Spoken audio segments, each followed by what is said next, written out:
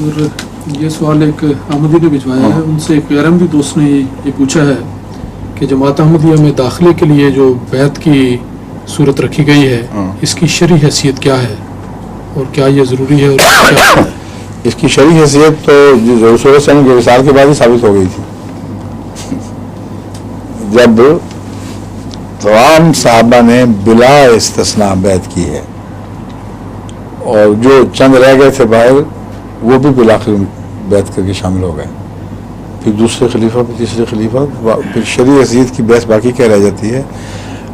اصل بات یہ ہے کہ قرآن کریم کا یہ جو بیان ہے اسلام کے اندر داخل ہونا، اس کے ساتھ ایک ایسی شرط قائم کر دی گئی ہے جس کا بیعت سے تعلق ہے۔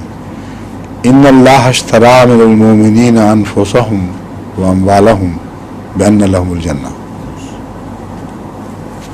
جس کو خدا مشتری ہو تو دوسرا بائع ہوتا ہے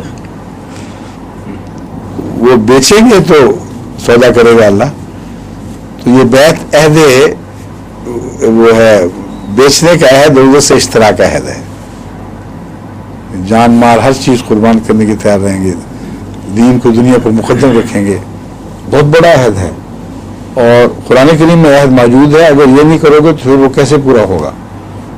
پھر ہر ایک کے فرض خیال میں رہے گا لیکن اس کو فارمیلٹی عطا نہیں ہو سکتی۔ عہد بیعت لازم ہے اس کو، اس عہد کو ایک فارمل شکل میں پابند کرنے کی خاطر۔ اچھا، اور وقت ہے نا ابھی ہمارے پاس؟ ہاں 5-7 منٹ ہے جی۔